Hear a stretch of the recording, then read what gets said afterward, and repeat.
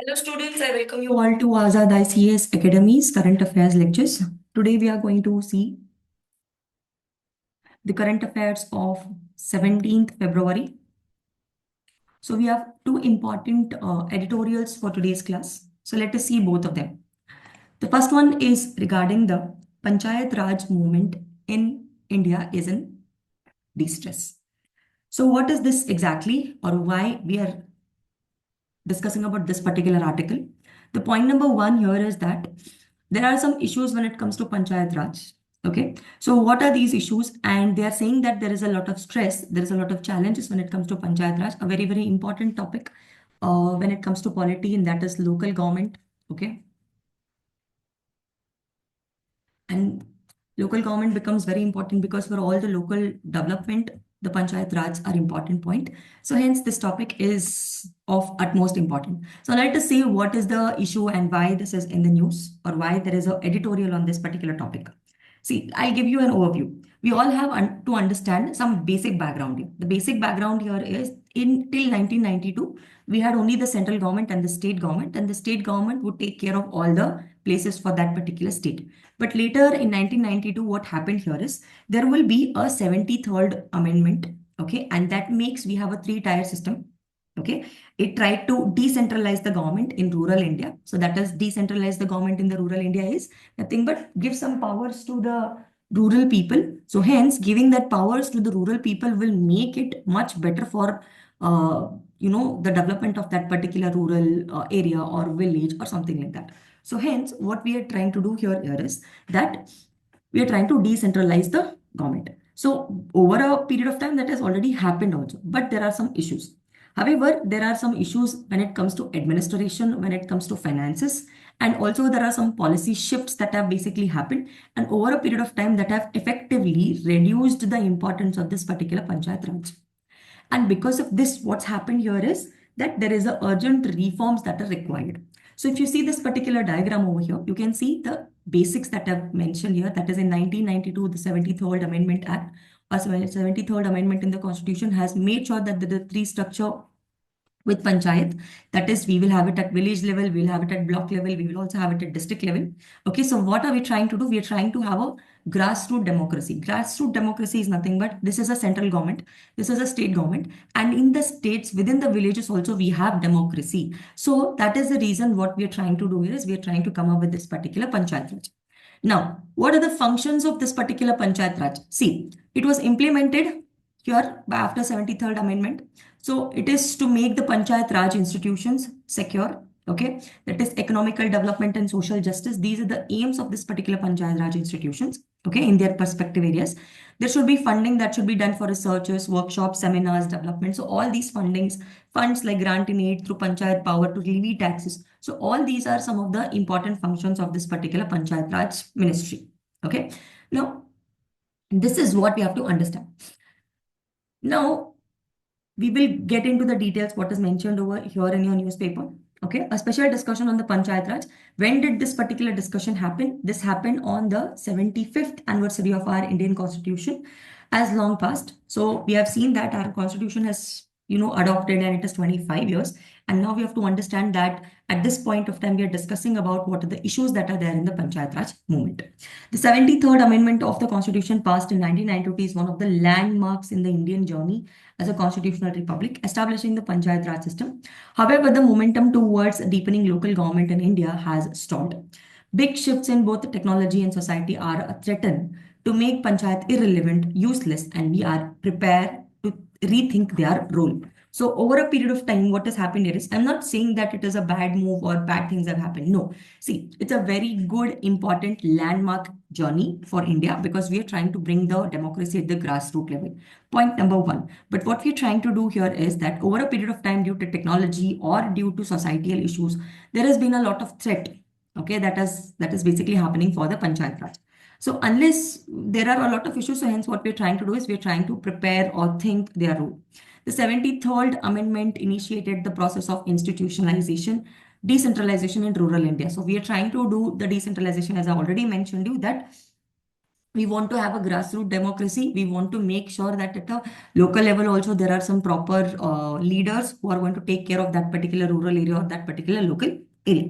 Okay, so the three-tier system at village level, block level, and district level within the circular cycles of a local election. Okay, we all have proper elections, and not just that, we also have to understand that there's a 50% reservations for women, scheduled caste, and scheduled tribes. This have also made this movement very good because a lot of women leaders are being there, and other community leaders or marginalized community leaders are also getting some kind of what do you mean to say uh, opportunity to make the development, right? So these are some of the things. Despite this is an initial success, okay, this is what has happened initially. Despite these initial successes, okay, this movement of centralization has slowed. Okay, and the major shift, why this is happening, because there is a major shift in the technology and the society. These are some of the things that are basically happening in the background, because there is a technology that has been changing a lot nowadays, as you all know. And we also have seen that the society norms have been changing. And because the technology is changing, what has happened here is a lot of people may not be able to adapt to the technology. And that are some of the reasons why this Panchayat Raj institution may not be that well, equipped right now. Right? So hence there should be a change. The next, what first let us see what are the advantages or what are the things, good things or achievements that Panchayat Raj institution has done, and then we'll also see some of the challenges. The first important, that is there is one bright spot. So what is that bright spot? Let us see that bright spot, and that is Panchayat Raj elections. Okay, are known keenly contested in many parts of the country. There have been many success stories. So I'm not saying that this is not bad. As I already told you, that's been very good, because there have been many elections that have been set up by the Panchayat Raj elections. Okay, and women leadership have significantly increased. So over a period of time, here you need to understand the women participation in the leadership. Nearly 14 lakh elected women representatives. So you need to understand that there are so many women who are elected and their representatives are there. Okay, the constitution also mandates State Finance Commission to recommend the quantum of funds. So hence, basically what has happened here is that the State Finance Commission has recommended funds for local government. That is nothing but the State Finance Commission will give some money to this particular Panchayat Raj institution so that they can do some kind of development. They have that kind of decision making power, and this is another thing that they've already done. Enabling implementation. So we are trying. What is the reason why we are trying to give these funds? Is so that we have better social sector programs through gram panchayats, etc. So we are trying to do all these things. So you can see various social sector programs are now implemented through local government, particularly gram panchayat at a village local level. So through gram panchayat, we're trying to implement a lot of programs with the funds that are given by the State Finance Commission. So these are some of the good things or achievements that have happened through the Panchayat Raj institutions. Then, if this is so good, then why the Panchayat Raj movement is in stress? Okay, there are several reasons, such as decline in public participation. So the first important thing that we need to understand here is that over a period of time, people who showed a lot of interest in the beginning, right now they're not showing that much of interest. What is the reason that they're not showing interest? The reason is over dependence on centrally sponsored schemes and politicalization through engagement of political parties, which are equally important factors behind the steady decline in panchayat, even in the pioneer states like Kerala. So they're telling you that even in the states like Kerala, there is a decline in the Panchayat Raj institutions. The reason is because public participation has got reduced. Now, why the public participation has got reduced? See, when there is any big elections, there are a lot of political parties. And these Panchayat Rajas, if they do not have a proper political party, that is the reason that there could be a decline. Another reason that there is a decline is that the over dependence on centrally sponsored scheme. So if there is a big scheme that is sponsored by the center, a lot of people are depending on that particular scheme, and they are not even going to the Panchayat Raj institutions for their readdressal or for help or any of such things. So hence, over a period of time, what you can see here is that there is a decline of this particular use of Panchayat Raj itself. So hence, that is one of the reasons that this is in distress. Okay. So this is something that we need to understand. But one must look at the long-term systematic factors that have affected the evolution of Panchayat Raj movement. Panchayat Raj now operate at a very different development when from originally introduced, and there have been now real risk at the spirit of Panchayat Raj movement will die. So here they're trying to just tell us that when it was introduced, it was at a different spirit. Now there are some changes in the spirit, but yes, right now we need to understand that it is at risk. Now let us see what are the reasons, a particular reason. So now let us see such big four shift. the shift that is making the decline of the Panchayat Raj. So the first important shift that we need to understand. So please become very careful, because these are some of the reasons why Panchayat Raj is declining. If you get a mains question, these are the 4 points that you can mention. The first point being that administrative decentralization. So administrative decentralization has plateaued or stalled or reduced. So the decentralization, for the reason why they introduced this, is now not working properly.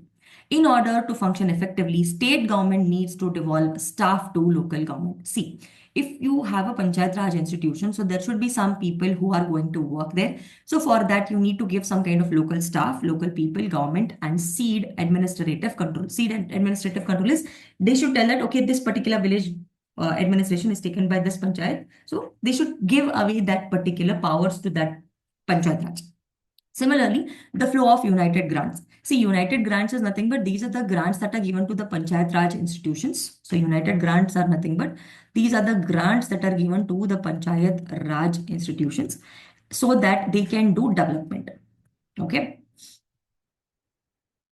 Now, that flow to the local government need to increase and enhance autonomy. That is, they should give them some decision-making power to the Panchayat Raj institutions in local decision making. Okay. However, made an initial set to reform, the sense one gets is that there is no momentum. So here, right now, we see that there is no kind of momentum that has happened over a period of time. So here you can see that there's a lack of administrative. So first thing that you can mention is regarding the administration. So here you can see the united grants that are given to the Panchayat Raj institution for the development is also reduced. That needs to be increased. That is very less. Apart from that, the decision-making power is also not that much given to these Panchayat Raj institutions. So because of this, what has happened here is there is a report that has been introduced or produced in, the report that was released in 2022 by the Ministry of Panchayat Raj showed that less than 20% of the states have devolved all 29 subject list in the 11th schedule of the Indian Constitution. So hence we have to understand shows that less than 20% of the, see, there are 29 subjects that are mentioned in the 11th schedule. Now 11th schedule is basically for the Panchayat Raj institutions. See, we have united union list, state list. Similarly, there is a 11th schedule. In the 11th schedule, there are some 29 subjects, and these 29 subjects will be taken care by the Panchayat Raj institutions. Right? So it could be village development, some water sanitation, some research, some workshops. So these are some of the rural development subjects that are put in this particular 11th schedule in 73rd Constitutional Amendment itself. So they have told that, okay, these are the subjects on which Panchayat Raj will work on. But this report is saying that less than 20%, okay, less than 20% of the states have, that is, very few states have, devolved all the subjects. Means most of the subjects in many of the states are still with the state government itself, and they are not given to the Panchayat Raj institutions. Less than 20% of the states have given all the subjects to the Panchayat Rajas. So many states have kept most of them with them only. So this is administrative decentralization. That is, a lot of powers that needs to be given to the Panchayat Raj is not given to them. Hence, if you're not, see, it's like I have made a class monitor, but I have not given any power to that particular person. So it's irrelevant of him being a class monitor or her being a class monitor. If I am making an organization, I need to give them some kind of autonomy, some kind of decision-making power. That is when that particular position will be in place, or that position will be having some kind of value. So this is something that we need to understand here. Secondly, okay, there is decline in the financial autonomy as well. The first thing is you're not giving them that powers. Even though 11th schedule has mentioned that these are the things that, are supposed to be taken care by Panchayat Raj, 20% or less than 20% of the states have not even given those powers. Secondly, very important thing is the funds, the money. So what has happened here is a lot of times the money that is supposed to be given to them is also not being given. So we need to understand that. See, direct transfer, the money that they give, direct transfer to Panchayat have increased from 1.45 lakh crores under 13th Finance Commission to 2.36 lakh crores in 15th Finance Commission. At the same time, there has been a significant reduction in the united grants. I already told you what are united grants. United grants are nothing but these are the funds that are given to the Panchayat Raj institution. Okay, this was 85% in 13th Finance Commission. Now it is only 60% in 15th Finance Commission. Further, these direct transfers have been used by the central government to marginalize state government in the name of efficiency, while Tied grants give them more control through central government functionaries and central government scheme guidelines. So here we need to understand that the central government, grants have increased. Tied grants have increased. The central government that is giving money to the people have directly increased, giving more control or giving it more control to the panchayat function. So center is trying to do the efforts, but the state is not trying to do the same kind of efforts. The united grants that were supposed to be given to these particular panchayat raj have also got down. So second thing is related to the finance. You can see the finances. I'm not talking about the direct transfers. I'm talking about the united grants. These grants are also not much in number or not much in amount. And that is the reason what's happening is this is also getting reduced. Now, third important and the larger reason, okay, is that reimagination of the welfare states in India that have been taken root for the last 5 years or last few years, you can say, and overrun reliance on the political parties and cash transfer from various hues of electorates. And hence, these were delivered primarily using the Janadhan Aadhar mobile platform. The role of Gram Panchayat as an intermediate for beneficiary selection or grievance addressal has reduced significantly. For example, the Pradhan Mantri Samman Nidhi, that is nothing but PM Kisan scheme, is giving 6,000 rupees annually to the farmers. Okay, this operates through the direct transfer without active involvement of Panchayat Raj institution. See, the government, the central government is doing this direct transfer to the people, not doing it to the intermediate, that is the Panchayat Raj. The money is not given to the Panchayat Raj and that is not given to the farmers then. See, this is direct transfer. For example, this is center and this is directly giving money to the people, then this becomes a direct transfer. And if this is money is given to the Panchayat Raj institution and then it is given to the people, then this becomes a, money that is kind of aids that are given to the Panchayat Raj and that is further given to the people. This kind of, setup that they were expecting, that is not happening and there is a lot of direct transfer. See, when the people are getting money directly from the central government, what is happening here is the person that is there here, middleman, this person's or that institution's uh, recognition is going to reduce automatically. So here the third important reason that we need to understand here is that the political parties are depending on the direct cash transfer instead of the local structure. So a lot of them are not taking the help of the local structure. They are doing the direct cash transfer. And that is the reason that people are losing interest in Panchayat Raj.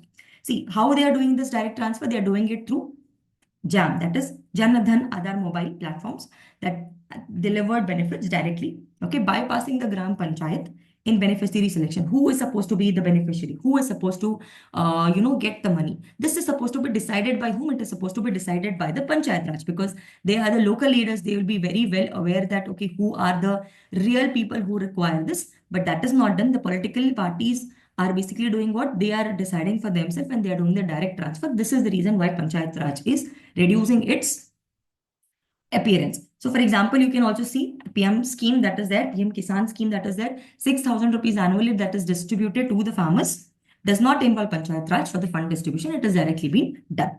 The fourth and the last important thing that we need to understand here is the rapid urbanization. So in 1990s, okay, there were around 75% of the Indian population lived in the rural areas, but now it has been declined to around 60%.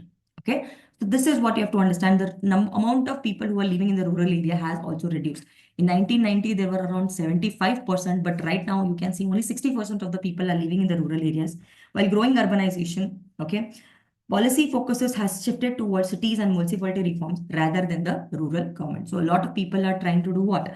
Municipality reforms. They are focusing on Indian cities and towns, okay, and they are not focusing on the rural government. So hence both governance and financing is the main priority for today. So if we want to do a kind of better thing, what we have to understand here is that we need to focus on the governance as well as financing. That is, we have to make sure that we are giving more power.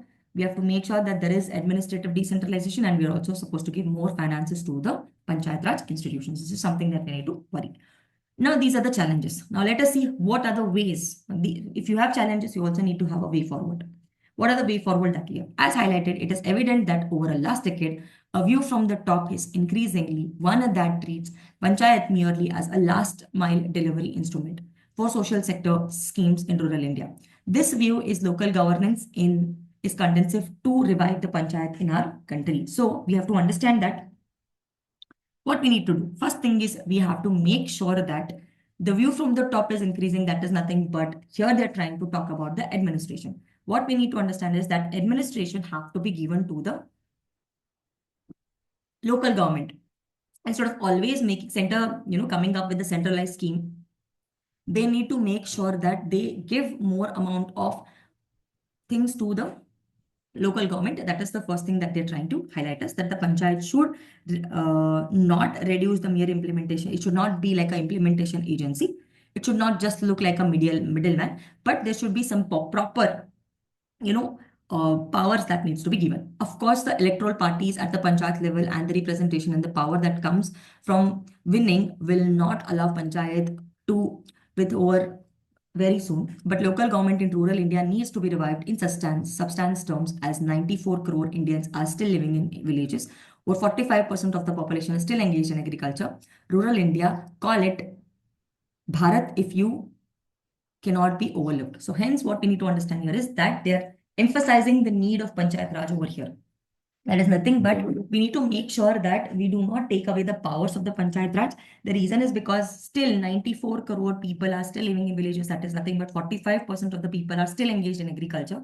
So hence, we should not just make this particular Panchayat Raj institution just as a mere mediator, but we need to give it real powers. With advancements in technology, citizens' engagement in local planning, decision making, and accountability processes will deepen. A networked Panchayat Raj system could play a vital role in bridging the rural-urban divide. So hence, we need to understand that there should be advancement in the technology, that is leverage technology for better engagement. So as I already told you in the beginning itself, when we started our discussion, the major important problem that we have when it comes to Panchayat Raj is about the change in the technology in the society. So we need to make sure that the technology is getting involved. Okay, so that the engagement of the local planning is done, decision making is done. We are giving more accountability to the Panchayat Raj. This could make it bridge the gap between the urban and rural. For instance, by supporting safe and dignified integral migration, are also supporting both migrants and their families that stayed behind. So we need to help the people. Okay, one person is going from one village to citizen, who is staying in the village, they should also get some support. Who is going from one place to another place, they should also get some support. So such kind of help that needs to be done can be given by the Panchayat Rajas. So another important area towards which the Panchayat Raj could focus is to play a role of enabling water conservation and renewable energy generation at a scale. Panchayat can reclaim their roles in management of common property resources. So here I can tell you that the Panchayat can play a very, very important role in sustainable development. How they can help in water conservation, that is, do rainwater harvesting, ask the people to do rainwater harvesting, depend on the wells, then the tube wells. Okay, depending on the bore wells, depend on the tube well, so that will make sure that the groundwater is getting recharged. So hence such kind of things that sustainable development can be done. That is what they can depend upon. Use bio, instead of using the LPG gas, you can use the gobar gas or a biogas. Okay, for their cooking purposes. Instead of burning coal, they can do these. These are some of the things that Panchayat Raj can promote within their particular area, so that over a period of time it is going to help the entire country. Okay, Panchayat can also play a very key role in implementing community-based disaster management risk programs, integrated early warning system, disaster resilient infrastructure, and capacity building for residents. See, we all have to understand that every village or every particular place will have its own geography. Depending on its own geography, there could be some disasters. Now, if I am a leader of that particular place, I can take some decisions, do a lot of programs that I will make sure that the disasters are not happening. Okay. And there is an early warning system. If I know that there's huge amount of rain, I know that these people may get affected. So I can have some integrated early warning system, right? I can make sure that the people are aware of it, and I can do a lot of capacity building for the residents. We need to look further out and talk more to people in order to make sure that this momentum that is left behind for the local government support what is still a significant portion of India's population that lives in the village.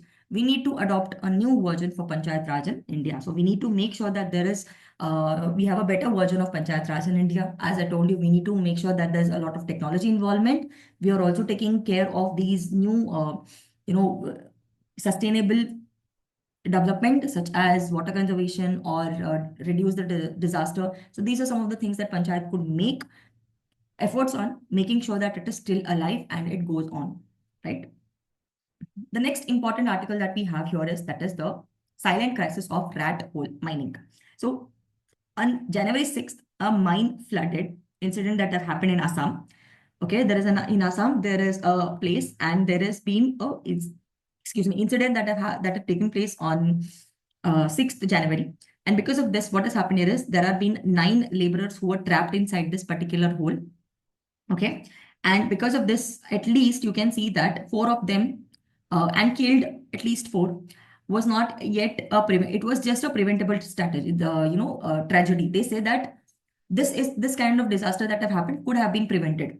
So hence here we are talking about what are the steps that can be taken to prevent the disasters, right? So such incidents are common in Northeast region. We all know that there are a lot of issues that are happening in the Northeast India. But apart from that, you can see that these kind of things are also happening. In Meghalaya, at least 30 miners have lost their jobs in the past 5 years due to similar accidents. So here, it's not just Assam. You can see Assam, Meghalaya. There are so many places where this kind of incidents are happening. Weak enforcement has allowed these disasters to persist, with influential individual operating illegal mining unchecked. So here you need to understand why this disaster is happening, because the mining that is happening is not legal. It has been illegal and that has not been checked by the government properly. And because of this kind of incidents are happening. Rather than taking preventive actions, authorities respond only after the lives have lost. So before, the accident have happened, they're not taking any response. I mean, they're not taking any responsibilities or actions. But after somebody have lost their life, that is when the government is coming up with some kind of, what you mean to say, actions. That is not correct. The authorities are not supposed to do it right now. Okay. Now, here, this has happened in the, recently, what has happened here is the Guwahati High Court has taken the case suo moto. That means they have taken it for themselves. They have told that, okay, we are going to take care of this. Okay. Weak law enforcement allows illegal mining to persist with influential individual operating minings without regulation. So this is something that's happening, and that is why this is in the news. Reasons for the continuation of illegal mining. Why there is continuation of illegal mining? That we need to understand. See, there is a demand of coal. Okay, we'll have to understand the background also. Okay, why illegal mining is persisting. That is, first thing is coal mining in Meghalaya and Assam. Okay, once it was a small scale practices, it was like done very small, in a small scale. But over a period of time, you can see in West Bengal and Bangladesh has led increase in the coal mining, especially in Assam and Meghalaya. Okay, so what is a rat hole mining? So let us understand this. West Bengal and Bangladesh. The region terrain made mechanized, okay, difficult tending. So that is rat hole mining. So what is this particular rat hole mining? Let us understand this. So it involves digging of narrow tunnels, barely large enough for a person to crawl through. So for example, this is your land, and just one person can go inside. So such a kind of, how a rat digs a hole, right? Similarly, a person, only one person or two people will be able to dig the hole and they'll be able to go inside. Okay. Through. So we have side cutting follow. So there are different types of rat holing. So that one is called side cutting and another is called box cutting. So there are different types of rat hole mining. So side cutting follows coal seams along slope hills, and box cutting is deep pits like 400 on you are going to go 400 feet deep inside the earth, extracting coal horizontally. So hence causing severe safety and environmental hazard. So these are some of the issues that are there. Okay. So here you can see that's what they're trying to talk about. They're talking about, along a slope hill, we have side cuts. Okay. And similarly, we have a box cut where the miners dig deep pits up to 400 feet deep and extract coal horizontally from the tunnel network. This technique is prevalent in Northeast India, particularly in Meghalaya and the borders of Assam, poses a significant environmental hazard. The mining period stretches between November to March. Migrant laborers often trapped in cycle of debt. Okay, so people who cannot give the money back, who are in the cycle of debt. So children are trafficked in this particular mining. That okay, the children and women are being put into this particular working. Okay, due to the small size, because children are very small, so they are asked to go inside and dig.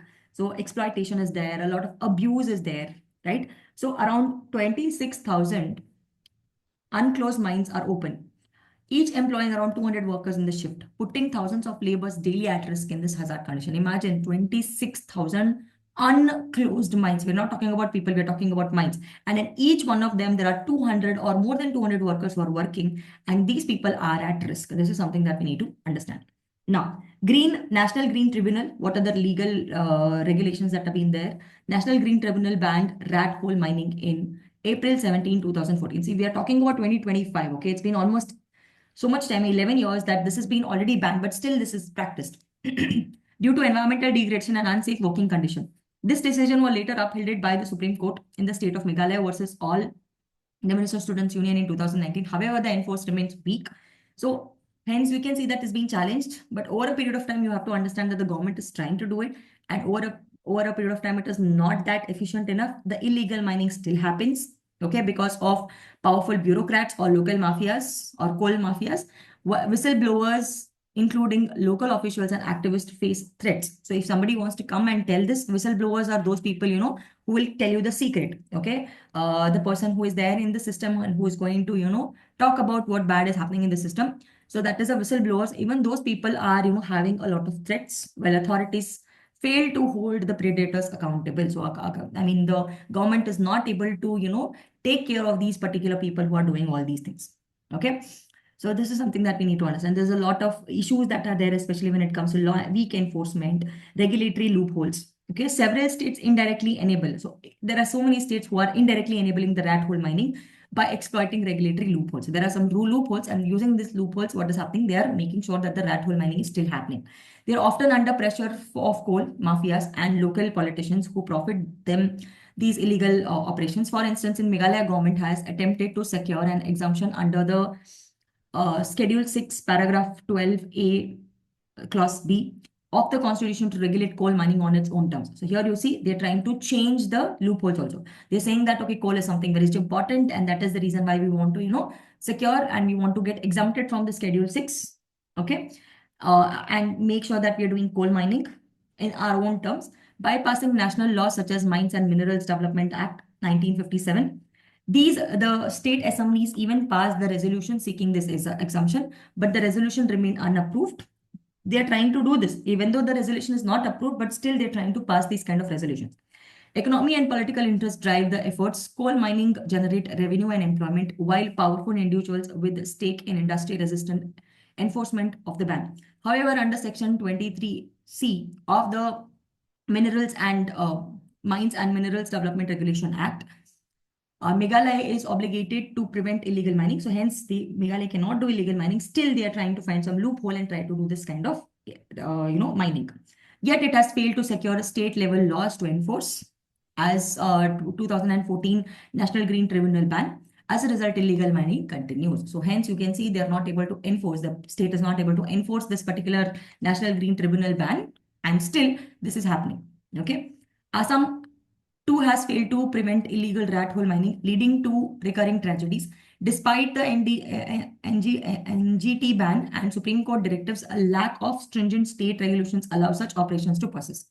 If state government is unable or unwilling to act, the union government must take. So if the state government is not able to do this, then the union government should come into place, as it did in Karnataka Bellary region in 2011, when a large-scale illegal mining forced the Supreme Court and center to impose the ban, with the later use of the powerful under Section 30 of this particular Mines and Minerals Development Act. So how in Karnataka, how central government has come into picture and taken care. Similarly, the same thing also have to be done in Assam and Meghalaya. These are some of the suggestions that can be given, and why there is illegal mining that still persists. These are some of the things that we are supposed to focus upon. So this is all for today. I'll see you guys in the next class. If you have any suggestions, comments, please put it on the comment section. Thank you so much.